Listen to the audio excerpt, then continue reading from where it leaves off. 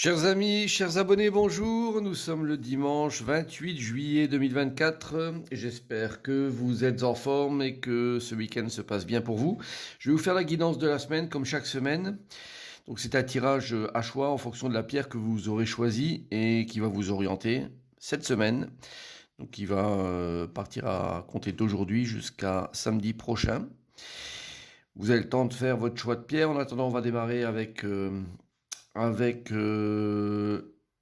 la carte de la semaine, l'astre de la semaine qui est la lune. Alors la lune, c'est un astre qui nous met souvent dans tous nos états parce qu'on ne sait plus trop quoi penser, on est extrêmement pris au niveau émotif. Cette carte me renvoie aussi directement à des choix, à un choix même bien spécifique à faire. Peut-être entre ce qu'on estime être le bien ou le mal, le choix entre deux personnes. Donc tout ça, ça nous renvoie vraiment à des problématiques qu'on se crée.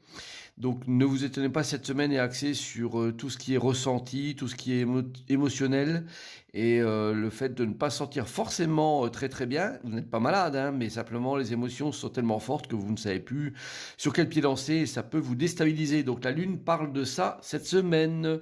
Ça n'est pas bien grave, au contraire, ça vous stimule probablement. Voilà, alors vous pouvez, sachez aussi me retrouver hein, sur les réseaux sociaux, sur TikTok, Facebook, YouTube, également sur mon site www.tarologycoaching.com. N'hésitez pas à regarder ce que je propose comme séance qui peut probablement vous convenir, hein, que ce soit du présentiel ou de la visio. Alors, je vais démarrer cette guidance également avec les signes à l'honneur. Donc il y a alors le taureau et le capricorne, deux signes de terre.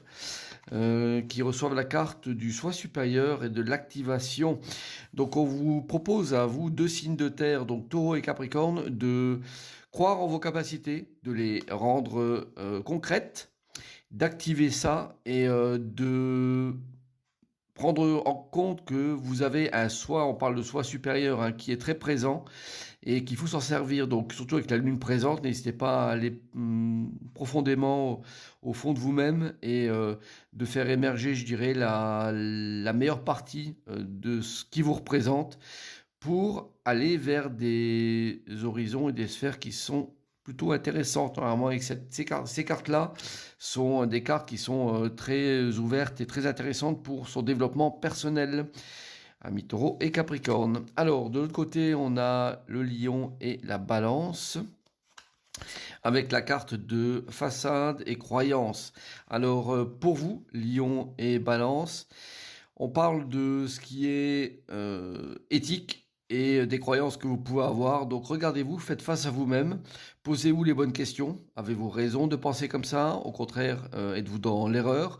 Donc on vous demande vraiment d'avoir un esprit très critique et très réaliste de ce que vous pouvez vivre cette semaine et de vous interroger clairement sur votre manière de voir les choses. Ça ne veut pas dire qu'elles sont mauvaises, ça veut dire que on vous demande un petit peu de mettre ça sur la balance qu'on a vue de la Lune tout à l'heure et qui est peut-être très corrélée avec cette guidance-là, de faire en fait une mesure et de peser les choses que vous avez en votre possession et de savoir est-ce que ce que vous pensez est juste ou pas juste, hein.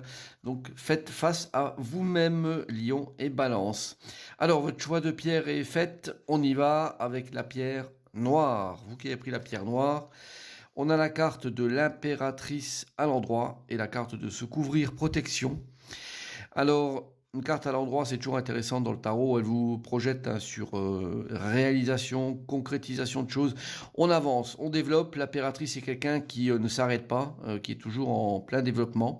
Et axée comme ça, elle est très bien armée avec son bouclier, avec son sceptre. Elle a la capacité, elle a l'envergure, le dynamisme, l'expérience pour faire progresser cette semaine vers un bon chemin. Alors le chemin, avec cette carte-là, on parle souvent de duo homme-femme de toute façon, même si on se met en mode protection pour éviter de se griller quelque part, surtout d'un point de vue physique.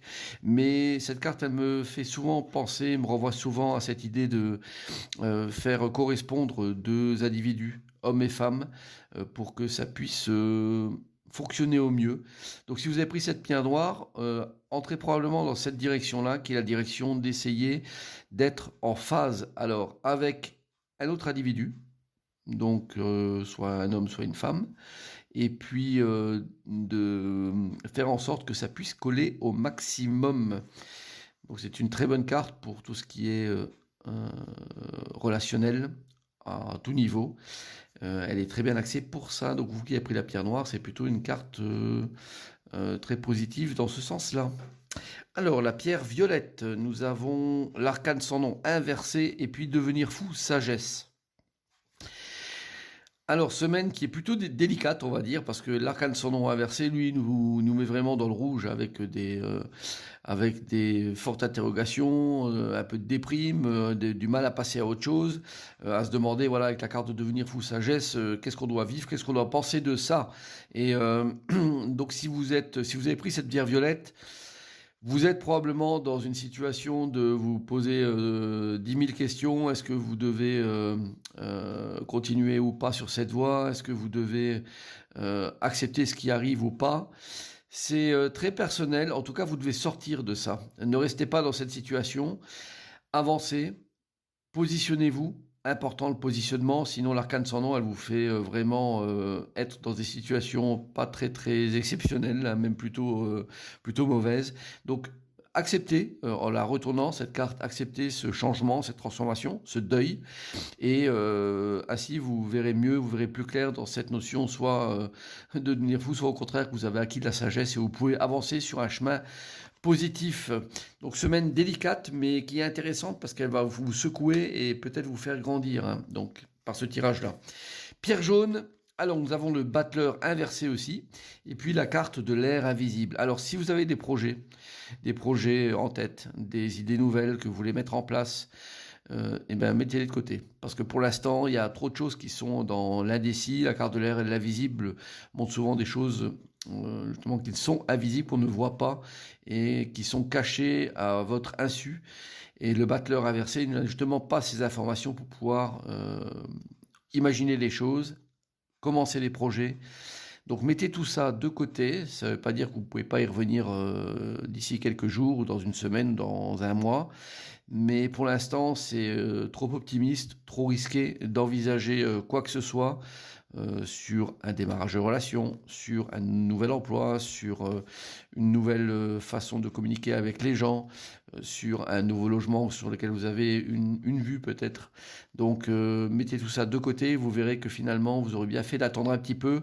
Et il y a des choses qui sont un petit peu cachées là-dedans et le moment où vous allez découvrir, vous penserez peut-être à ce tirage-là en disant bah, j'ai bien fait d'attendre parce que finalement, je ne pensais pas que ça serait comme ça.